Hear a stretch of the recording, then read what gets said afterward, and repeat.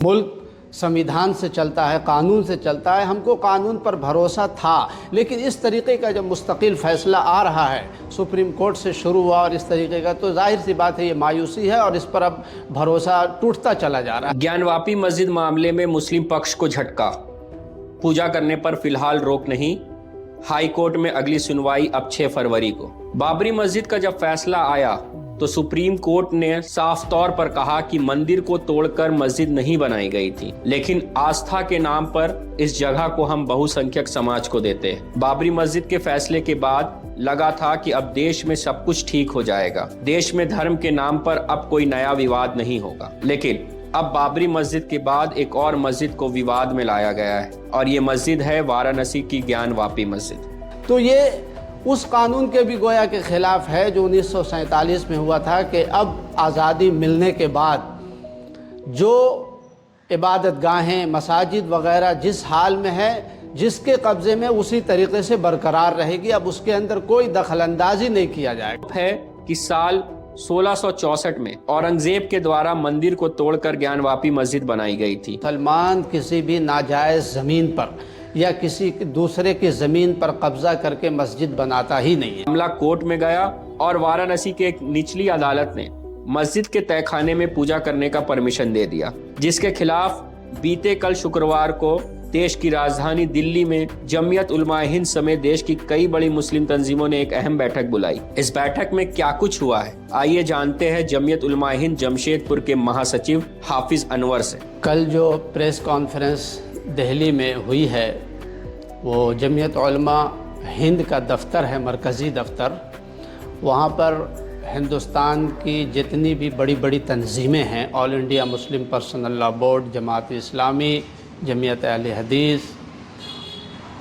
इस तरह से जमीयत उलमा हिंद के दोनों ग्रुप, इन तमाम लोगों की एक मुश्तरका नशिस्त थी। असल में ये जो रातों रात फ़ैसला और बहुत ही जल्दी में ज्ञानवापी का मसला आया और दूसरे फरीक को पूजा पाठ के उसके तहखाने में जो इजाज़त दे दी गई, इससे सारी तंजीमें और हिंदुस्तान की जितनी भी अक़लियतें हैं, ख़ास तौर पर मुसलमान और जो भी इस मुल्क का असली शहरी है और इंसाफ पसंद शहरी है, सबको अदालत के जो निचली अदालत है उसके इस फ़ैसले से बहुत मायूसी हुई और हैरत भी हुई कि किस बुनियाद पर उन्होंने ये फ़ैसला किया है। ये फ़ैसला इंतहाई गलत है, नाकाबिल तस्लीम है। अब वो जज रातों रात रिटायर होने वाले थे एक दिन पहले और उन्होंने ये गुल खिला करके चला गया। तो अगर इसकी वजह से इस तरीके का फ़ैसला हो कोई जज करता है तो गोया मुल्क को लड़ाई में, झगड़े में, खूनरेज़ी में ढकेलने का काम इस तरीके का जज किया करता है। ये जज का काम इस तरीके से नहीं है कि एक फरीक की बात सुनी गई और उसी पर फ़ैसला कर दिया, वो भी अक़ीदत की बुनियाद पर, आस्था की बुनियाद पर। फ़ैसला दलाइल और शवाहिद की बुनियाद पर हुआ करते हैं। मुसलमान को मस्जिद के जो ज़िम्मेदारान थे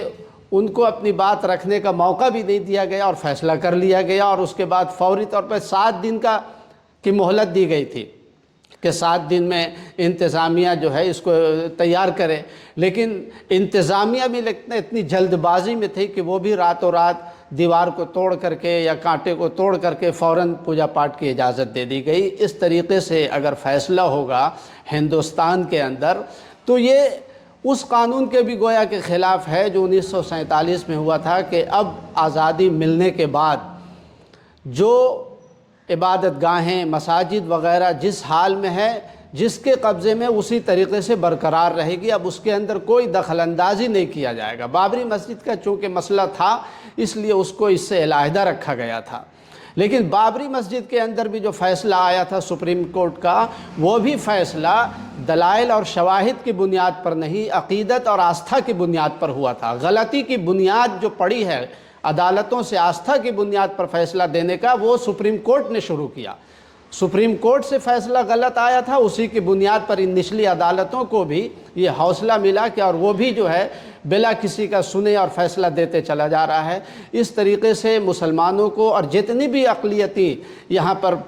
جو طبقات رہتے ہیں ان کو بڑی مایوسی ہوئی ہے۔ اب جو بھی سکھ ہیں، عیسائی ہیں، جین ہیں، بودھ ہیں اور دوسرے مذاہب کے جو لوگ ہیں، اب ان کو یہ امید نہیں رہی ہے کہ ہندوستان کے عدلیہ ان کے ساتھ کوئی انصاف کرے گا یا وہ وہاں لے کر کے چلے، چونکہ مجبور اور مظلوم جو لوگ ہوتے ہیں ان کی امید عدالت ہی ہوا کرتی ہے۔ بالکل نہیں، جس طریقے کا یہ فیصلہ آیا، اس سے پہلے حالانکہ جمعیت علماء ہمیشہ سے کہتی رہی ہے کہ ملک سمویدھان سے چلتا ہے، قانون سے چلتا ہے، ہم کو قانون پر بھروسہ تھا، لیکن اس طریقے کا جب مستقل فیصلہ آ رہا ہے سپریم کورٹ سے شروع ہوا اور اس طریقے کا، تو ظاہر سی بات ہے یہ مایوسی ہے اور اس پر اب بھروسہ ٹوٹتا چلا جا رہا ہے۔ اور اس گیان واپی کو دوسری بابری مسجد بنانے کی کوشش کی، بالکل یہی کوشش ہے، اور کوئی بھی ایرے گہرے جا کر کے کسی مسجد کے بارے میں بھی اس کو متنازع فی بنا دیتا ہے، ووادت بنا دے، کیس کیا اور کورٹ اس کو فیصلہ سننے کے لیے بھی تیار ہو جاتا ہے، اس پہ مقدمہ چلا دیتا ہے۔ کورٹ کو تو چاہیے کہ کسی بھی مسجد کے بارے میں اگر کوئی دلائل نہیں ہے تو اس کیس کو خارج کر دینا چاہیے، سننے کے لائق بھی کسی کے مقدمہ کو نہیں سمجھنا چاہیے۔ لیکن یہ افسوس کی بات ہے کہ کوئی بھی ایرے گہرے کسی بھی مسجد کے بارے میں چلا جاتا ہے اور کیس کر دیتا ہے اور عدالت اس کی سنوائی بھی شروع کر دیتی ہے۔ یہ بہت ہی افسوسناک سلسلہ اس ملک کے اندر چل پڑا ہے۔ ابھی تو جو وہاں کے جو گیان واپی کا جو مسئلہ لے کر کے کورٹ میں گیا تھا، تو ہائی کورٹ نے پوجا کو روکنے سے منع کر دیا کہ پوجا جو چل رہا ہے اس کو ہم نہیں روک سکتے ہیں، اور پھر اگلی تاریخ شاید 6 فروری کو دی گئی ہے۔ جو فریق ہے وہاں گیان واپی کے جو ذمہ داران ہیں، کمیٹی کے افراد ہیں، ان کے اب یہ جو مسئلہ آیا ہے، اب اس طریقے سے ان لوگوں کو جو حوصلہ ملے گا کہ اور مسجدوں کے اندر بھی اسی طریقے کا کریں، تو اب ہماری جمعیت علماء ہند، اسی طریقے سے جماعت اسلامی اور خاص طور پر آل انڈیا مسلم پرسنل لا بورڈ، آل انڈیا ملی کونسل، ان تمام اداروں کو آگے کا لائق عمل کیا ہوگا، یہ حضرات بیٹھ کر کے اس پر غور و خوض کریں گے، اور کر رہے ہیں، یہ اکابر ہیں، یہ سمجھ رہے ہیں حالات کو، اور کون سا بہتر قدم ہوگا یہ حضرات مشورہ کر کے خود ہی اٹھائیں گے۔ ایلیگیشن لگا ہے کہ 1664 میں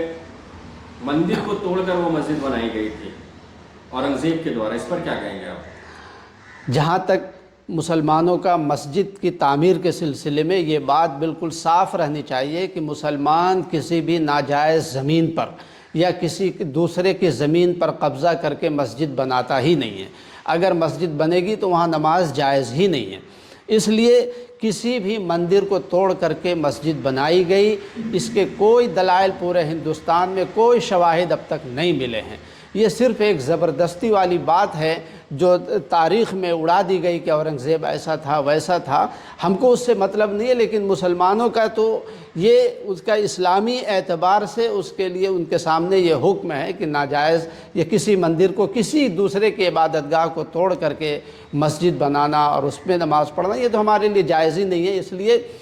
ہم یہ نہیں کہہ سکتے ہیں کہ مندر کو توڑ کر کے مسجد بنائی گئی تھی، ایسی بات بالکل نہیں ہے۔ اب جو اورنگزیب کی بات چل رہی ہے، بابر میر باقی کے ذریعے بابری مسجد کے سلسلے میں بھی یہی بات کہی جا رہی تھی کہ مندر کو توڑ کر کے مسجد بنائی گئی ہے۔ وہاں بھی کورٹ نے یہ اس بات کو تسلیم کر لیا، مان لیا کہ نہیں، کسی مندر کو توڑ کر کے بابری مسجد تعمیر نہیں ہوئی تھی، مسجد اپنی جگہ برقرار ہے۔ اسی طریقے سے یہاں بھی ہے، بلکہ میں تو یہ کہتا ہوں کہ پورے ہندوستان میں کسی بھی مسجد کو جو بنائی گئی ہے وہ خالص خرید کر کے بنائی گئی ہے یا کسی نے وقف کیا ہے، اس پہ مسجد بنی ہے، کسی بھی مندر کو توڑ کر کے کہیں مسجد نہیں بنائی گئی ہے۔ اگر دلائل اور شواہد اور انصاف پر مبنی اگر فیصلہ ہوگا تو انشاءاللہ پورے ہندوستان میں ایسا ہی ہے۔